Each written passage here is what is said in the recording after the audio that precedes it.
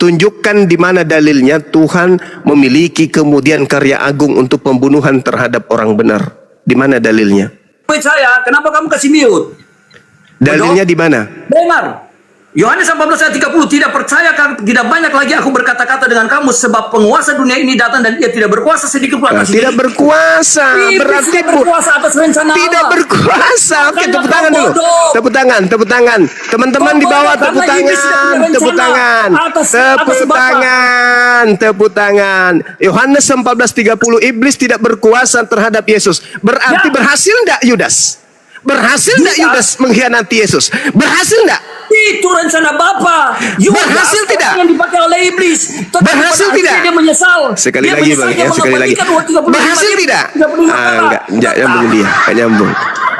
Saya tanya samamu, Yesus berkata Yohanes 14 nomor 30, iblis sedikit pun tidak akan berpengaruh, tidak akan menyentuh dirinya. Nah, pertanyaan saya, berhasil tidak Yudas mengkhianati Yesus? Jawab. Yudas mengkhianati Yesus karena dia berhasil? Berhasil tidak karya iblis? Berhasil tidak karya iblis terhadap Yesus? Berhasil tidak iblis? Berhasil tidak iblis? Berhasil tidak iblis? Berhasil tidak iblisnya? Iblis tidak berhasil. Enggak berhasil. Enggak berhasil. Tepuk tangan teman-teman. Tidak berhasil. Tidak berhasil iblisnya. Berarti gagal penyaliban terhadap Yesus. Tepuk tangan semua. Tepuk tangan. Iblis tidak berhasil. Iblis tidak berhasil mengkhianati Yesus. Berarti Yesus tidak berhasil disalibkan. Kalau cuma modal ngomong, saya juga bisa kayak gitu bang.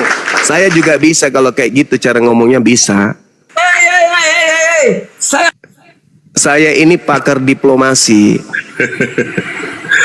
Jangan ajarin saya kayak gitu. Angkatan 98 itu saya pernah goyangkan kota Makassar ini dengan orasi-orasi saya.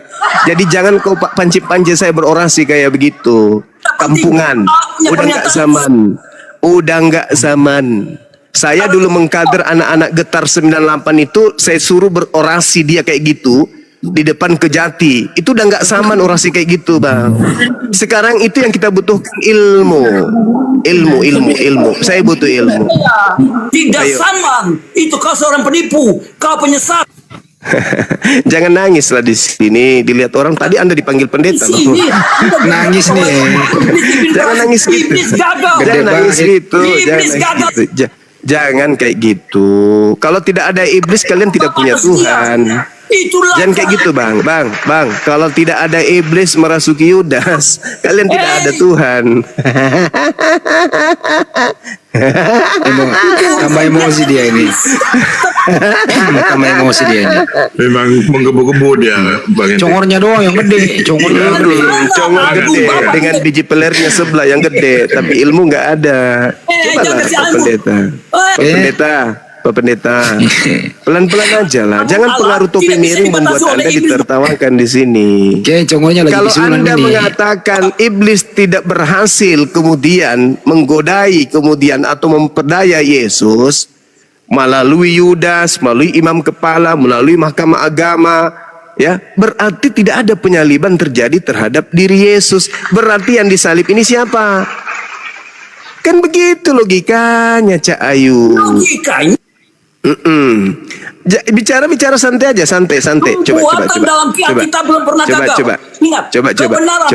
Dengar semua. Bahwa kitab yang berisi nubuatan Adik yang cantik, adikku Indra, tenang dek, tenang dulu, tenang ya, adik tenang dulu dek, adik tenang dulu, duduk dulu yang tenang, minum dulu ketuban kuda, duduk, air ketubannya disiapkan dulu. Air ketuban kuda diminum dulu biar tenang, biar tenang. Adik itu ada dot, saya sudah siapkan isinya ketuban kuda, minum dulu itu, habisin. Bukan dot bang juga, bukan sekop. Sekop. Bukan. Ayo, literan minyak pakai. Coba, diam. Ya, itu corong. Iya, corong bensin. Diam. Pelan, pelan. Buka mulutnya, buka mulutnya. Nganga, pelan, pelan, nganga. Gitu. Udah nganga. Ya. Jangan gemetaran kayak gini. Tenang aja, relax. Kulihat tangannya gemetaran. Santai, santai, santai. Atur napas. Atur napas. Atur napas. Ya, gitu. Dengarkan ya. Dengarkan gurumu berbicara. Dengarkan gurumu berbicara ya. Di dalam Yohanes 14:30 kata Yesus, tidak banyak lagi aku berkata-kata dengan kamu sebab penguasa dunia ini datang. Dan ia tidak berkuasa sedikit pun atas diriku. Penguasa yang dimaksud di sini adalah iblis. Oke? Penguasa yang dimaksud di sini iblis. Dan Yesus berkata, sedikit pun iblis itu tidak berkuasa atasku. Artinya ketika iblis merasuki Yudas, iblis merasuki imam kepala, iblis merasuki mahkamah agama, tidak berhasil. Berarti yang disalib ini bukan Yesus. Yang disalib ini adalah pengkhianat. Yang disalib ini pemakan suap. Yang disalib ini orang terkutuk. Yesus tidak terkutuk. Yesusku itu orang suci. Nggak terkutuk Yesusku itu. Dia manusia mulia yang dimuliakan oleh Tuhanku. Yesus itu adalah orang yang dibanggakan oleh Tuhanku. Kepadanya aku berkenan. Barang siapa yang percaya dia akan selamat. Jadi dia harus dipercayai. Bukan kemudian dihinakan, dikutuk. Bukan. Oke? Nah, sekarang kamu buka Bible. Kamu baca apa yang kemudian Tuhan katakan di dalam Yeremia 31.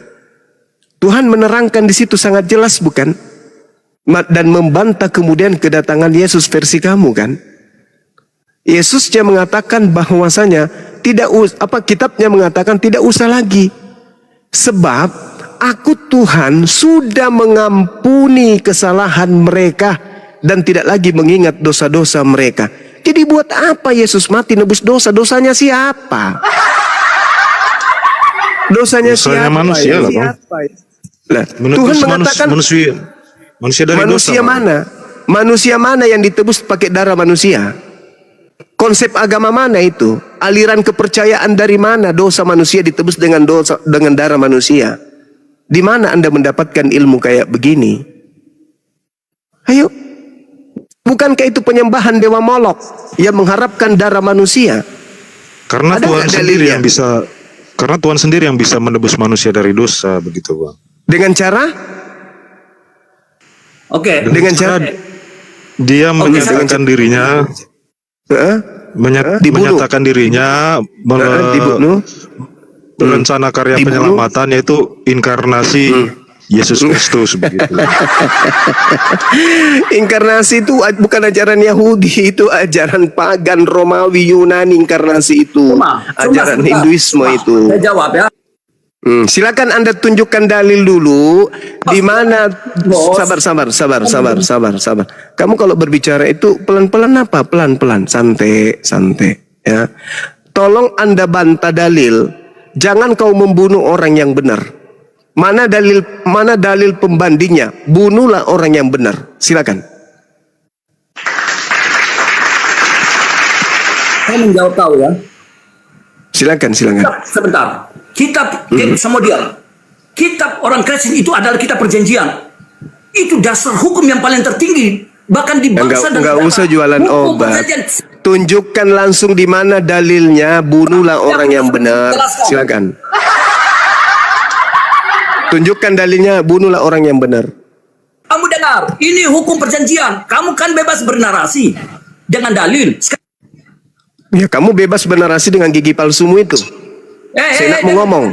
Dengan modal gigi palsu kau ngomong, saya nak perutmu kau nipu orang di sini. Jangan kayak gitulah, saudara pendeta. Saudara pendeta, saya tidak minta perjanjian. Saya minta dalilnya mana, bunuhlah orang benar. Mana? Nabimu, kita tulisan. Mana dalilnya bunuhlah orang yang benar demi menyelamatkan karisteng para pendosa? Mana dalilnya? Tunjukkan. Nih, bantah dalil saya ya. Bantah dalil saya. Keluaran 23 nomor 7 nomor 8. Haruslah kau jauhkan dirimu dari perkara dusta. Sabar dulu, saudara, sabar dulu, sabar, tenangkan diri Anda dulu ya. Saya kan membaca data ini. Keluaran 23 nomor 7 nomor 8. Haruslah kau jauhkan dirimu dari perkara dusta. Orang yang tidak bersalah dan orang yang benar tidak boleh kau bunuh. Yesus tidak bersalah, Yesus orang benar. Boleh nggak dibunuh? Nggak boleh. Sebab aku tidak akan membenarkan orang yang bersalah. Kalian orang bersalah nggak? Orang bersalah. Kalian orang berdosa. Masa kalian dibenarkan? Berarti membantah dong dalil ini. Ya, suap jangan kau terima, sebab suap membuat buta mata orang yang melihat dan memutarbalikkan perkara orang-orang yang benar. Yudas makan suap kan? Itu makanya Tuhan melarang ambil suap. Karena kalau kamu terima suap, buta mata orang-orang melihat dan memutarbalikkan perkara orang yang benar. Orang benar dianggap salah, orang salah dibilang benar. Itu akibatnya. Nah, saya minta dalil. Anda kan seorang pendeta. Mulut Anda kan seperti kelincahan mesin peninggalan Belanda tahun 3. Tolong kecepatan mulut Anda itu yang berbobot. Jangan cuma kata-kata tapi kosong. Jangan yang kosong. Narasinya itu yang berbobot sesuai dengan tema kita. Saya mengatakan, Bang, Keluaran 23 nomor 7, endingnya jangan membunuh Yesus di situ. Karena tidak akan pernah Ya, Anda sudah paham? Kau dengan kau punya Anda sudah paham bukan? Yesus Bung, Yesus berkata harus tergenapi tentang aku apa yang tertulis di dalam kitab Keluaran. Ini susah ini karena dia cuma modal telinga, nggak modal mikrofon. Kalau cuma dosa-dosa, jangan menganmuk saya. Mana? Saya lihat kalian punya keberanian. Bagaimana kalau kita kembalikan dia ke kandang, Pak Jima? Jangan, biar dulu. Jangan. Biar aja, siapa yang mau dihadapi. Jadi gini, Saudara Indra. Saudara Indra gini, Bang. Gini. Kan ini Anda mau sekali Yesus dibunuh sama seperti iblis. Kau itu sama seperti iblis, Bang. Pingin kali Yesus dibunuh. Kau iblis, kau tidak ada Roh Kudus. Maka yang ada di dalam kau adalah roh iblis. Itu supaya kau tahu. Terus kenapa kamu pakai rok mini? Di dalam diri kamu yang ada roh iblis. Ya, terus kenapa kamu pakai rok mini? Bulumu, pahamu berbulu. Pakai rok mini. Kau bilang roh halus. Bukan begitu cara diskusinya, Saudara Indra. Sudah diselamatkan. Hei, kenapa kamu pingin kali Yesus dibunuh? Kenapa? Kenapa pingin kali kau Yesus itu dibunuh? Kenapa kau kayak iblis? Kamu itu ada iblis, makanya kamu tukang penipu. Kenapa kamu mau kali Yesus itu dibunuh? Karena kamu ada dalam diri kamu adalah roh iblis. Oke. Sekarang saya tanya, hanya ada dua. Kalau bukan roh iblis, maka ada roh Tuhan di dalam diri manusia. Oke, baik. Saya mau tanya, Bang. Tidak ada yang kalian punya. Saya mau tanya. Iblis merasuki Yudas itu tujuannya agar Yesus disalib atau agar Yesus tidak disalib? Jawab. Iblis sementara melakukan pemberontakan terhadap Yudas, melakukan pemberontakan dengan cara membuat Yudas berontak terhadap Yesus. Bukan soal penyaliban, tetapi bagaimana dia bisa memberontak kepada Yesus. Iblis adalah... Saya ulang. Iblis merasuki Yudas agar Yesus itu disalib atau agar Yesus tidak disalib. Untuk supaya dia disalibkan, tetapi berarti iblis mau agar Yesus disalibkan, betul? Bedanya dengan Anda apa? Apa? Hei, iblis mau agar Yesus disalibkan, betul? Betul? Iblis tidak pernah rencana Allah. Iblis tidak tahu. Saya tanya, bukan itu kutanya. Saya tanya, iblis mau agar Yesus disalibkan, betul nggak? Terhadap Yesus. Yesus, dengar. Iblis mau agar Yesus disalibkan. Benar nggak? Tidak, karena iblis hanya datang untuk menggagalkan rencana Allah. Mana buktinya dia datang? Iblis dari semula adalah pemberontak. Jadi dia akan larinya kemana-mana. Kenapa larinya kemana-mana? Iblis merasuki Yudas. Dengar. iblis merasuki Yudas agar Yesus disalibkan atau agar Yesus tidak disalibkan? Dia menginginkan Yesus tidak disalibkan. Loh, kok bisa? Dia bisa. Kenapa tidak? Kalau dia oke. itu dalam rangka supaya Yudas menyangkal Yesus. Tetapi setelah kemudian Allah. Setelah kemudian iblis merasuki Yudas, apakah Yudas menunjukkan tempat persembunyian Yesus atau Yudas tidak menunjukkan tempat persembunyian Yesus? Mana yang betul? Dia menunjukkan, tetapi berarti itu artinya apa? Itu artinya iblis mau agar Yesus diapain? Itu apa? Apa tujuannya Yudas kemudian menunjukkan tempat persembunyian Yesus? Apa tujuannya? Apa tujuannya iblis menunjukkan tempat persembunyian Yesus? Di situ dikatakan uang dan dengki. Uang kan? Uang dan dengki. Nah, apakah hanya uang? Ya, uang dan dengki. Supaya Yesus ini, dia menyesal. Yesus ini supaya dibunuh, betul? Dan karena apa? Karena uang. Iya, Yudasnya dapat uang, Yesusnya dapat apa? Salib atau tidak disalib? Dia laksanakan. Iya, saya tahu. Yudasnya dapat uang, Yesusnya dapat salib atau tidak disalib? Manusia akan pergi. Yudasnya dapat uang, Yesusnya dapat salib atau tidak disalib? Loh, kamu membaca sendiri di dalam Alkitab.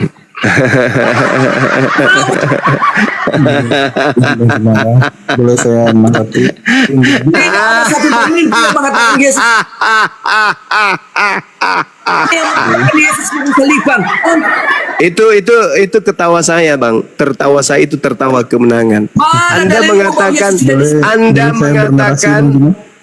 Sabar.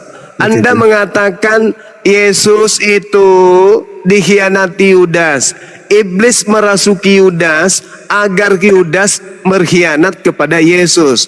Tujuan berkhianat kepada Yesus agar Yudas ini menunjukkan tempat persembunyian Yesus. Tujuannya kemudian agar Yesus ditangkap. Tujuannya supaya Yesus disalib. Berarti iblis menginginkan penyaliban terhadap Yesus. Berarti salib itu adalah hadiah dari iblis. Sudah ya. Telan itu Bang. Telan. Iblis mau agar Yesus disalib.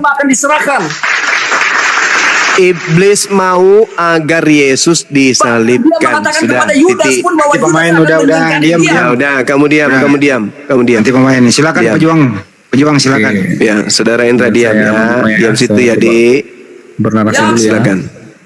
Ya, silakan. Oke, gini Bang, kalau saya melihatnya justru begini, bahwa Yudas yang dirasuki oleh iblis itu pun bagian dari penggenapan. Kenapa? Karena dalam Matius itu menjelaskan ya, bahwa Yudas itu ketika dia mengetahui Yesus mau disalibkan itu, dia menyesal dan dia mengembalikan 30 keping perak itu kepada imam besar, ya kan?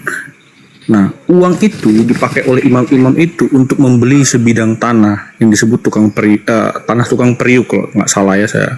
Nah, itu bagian penggenapan dari kitab para nabi juga yang menjelaskan bahwa ada uang darah lah istilahnya itu namanya. Nah, jadi saya melihatnya justru bahwa orang yang dirasukin setan pun Tuhan pakai itu untuk menggenapi firman-Nya loh gitu. Artinya apa? Tuhan berotoritas di situ. Jadi yang menang siapa? Ya Tuhan lagi di situ, ya kan? Jadi saya melihatnya bukan ini keberhasilan setan. Ya memang setan berpikir berhasil ketika dia bisa menyalibkan Yesus. Sama, ya kan? Tapi karya salib itu puncaknya bukan di kematian Yesus, tapi pada kebangkitannya. Karena Paulus bilang, percuma kita memberitakan Injil kalau dia tidak dibangkitkan. Kalau dia nggak bangkit itu percuma gitu. Jadi puncaknya itu ada di kebangkitan justru, gitu ya. Jadi ya menurut saya kemenangannya itu adalah di kebangkitan. Makanya saya menyembah Yesus, Tuhan yang hidup itu, begitu Bang. Ya, apa yang Anda ingin sampaikan sini kan temanya penyaliban itu karya iblis atau karya Tuhan kan gitu? Karya Tuhan, Bang. Karya Tuhan. Di mana Tuhan makanya kemudian? Iya, sabar dulu. Okay. Anda bernarasi terlalu panjang. Okay. Sekarang begini, tolong tunjukkan di mana Tuhan menginginkan pembunuhan kepada orang yang benar. Oke. Pembunuhan itu tidak pernah dibenarkan. Artinya gini, baik pengkhianatan Yudas, apa yang dilakukan oleh orang-orang imam besar, ya kan, tentara Romawi, itu semua kejahatan. Pembunuhan itu kejahatan. Dan itu yang juga ditanggung oleh Yesus di salib itu. Begitu, makanya Yesus bilang di 7 perkataan salib, salah satunya adalah, Bapa ampunilah mereka sebab mereka tidak tahu apa yang mereka perbuat. Karena itu dosa juga yang harus dia tanggung, begitu Bang. Begitu menurut saya. Mana dalilnya? Mana dalilnya Tuhan menginginkan? Dalil apa? Tuhan menginginkan pembunuhan, penyaliban. Dalilnya mana? Yesus kan bilang juga tuh, dia ceritain sama murid-muridnya kan, bahwa saya butuh dalil. Diserahkan.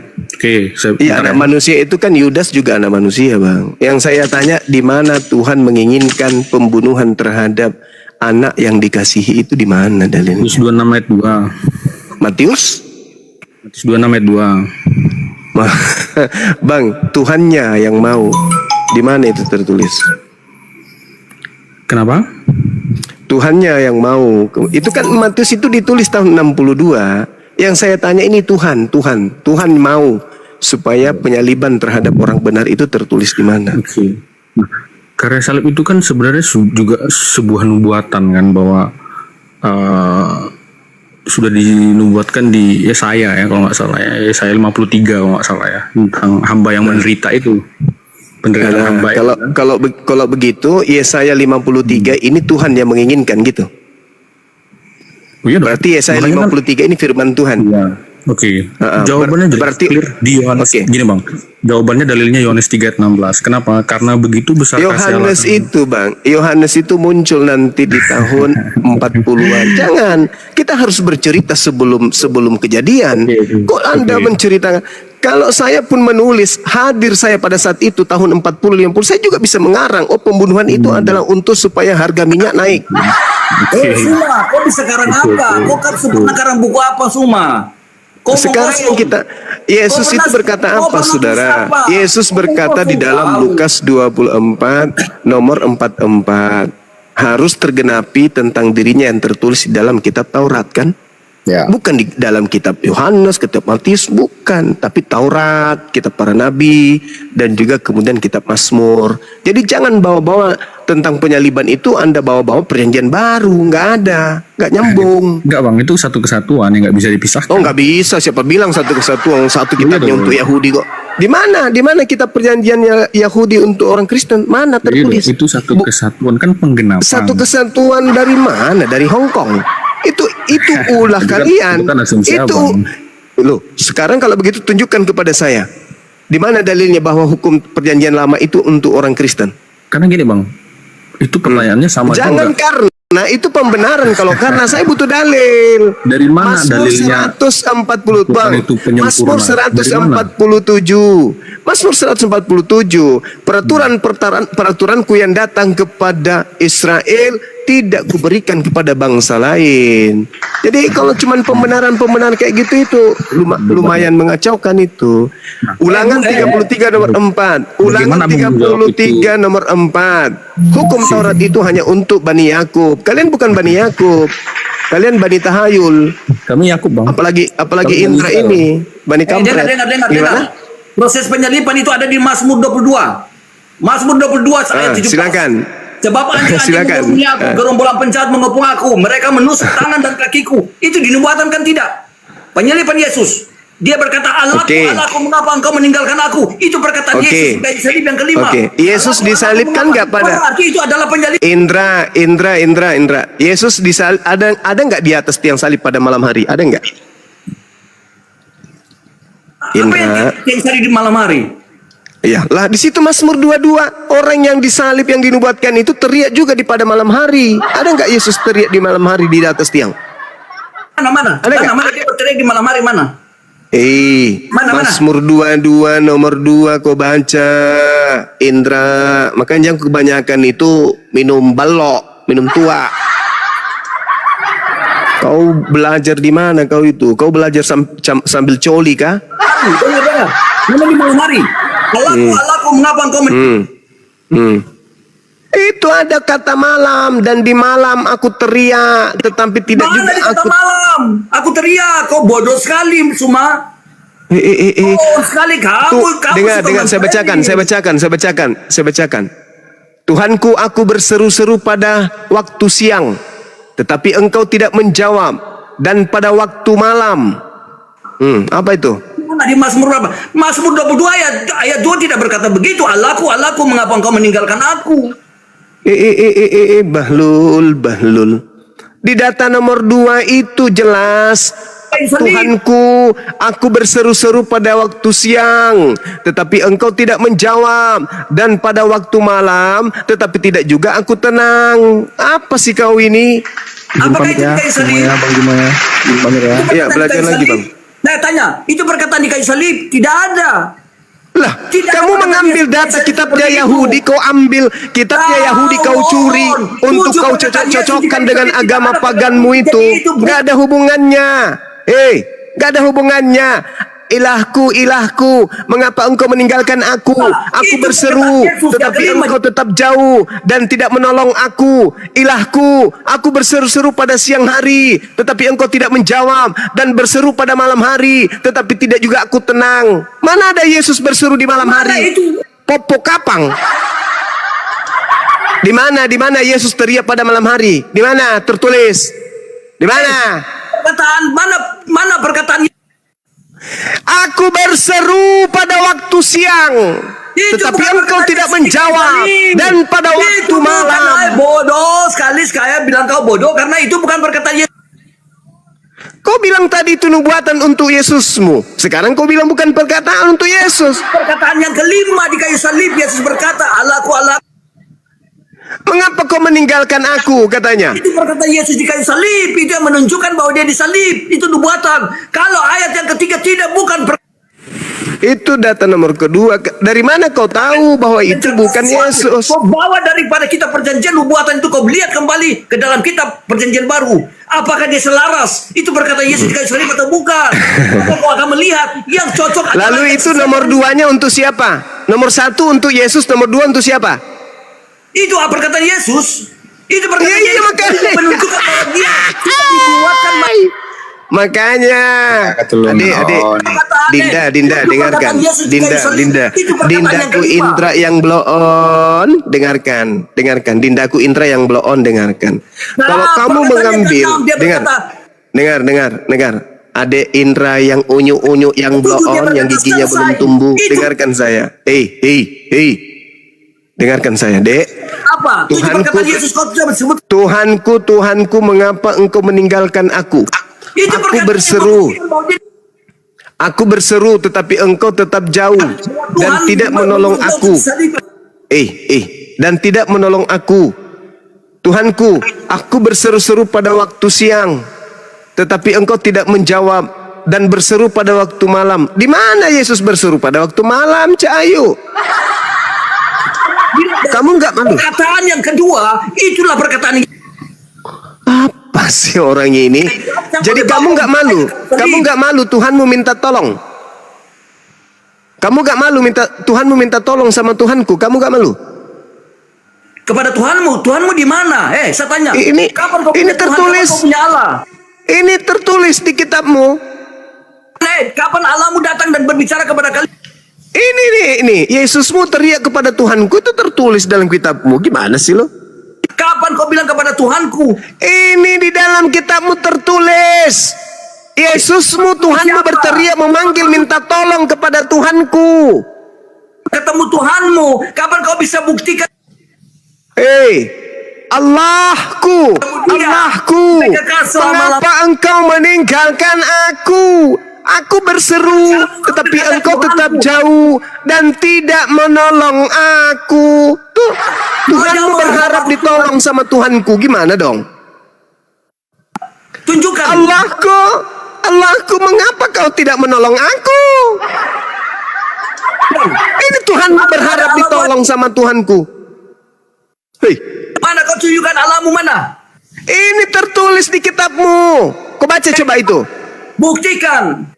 Itu Allahku, Allahku, mengapa engkau meninggalkan aku?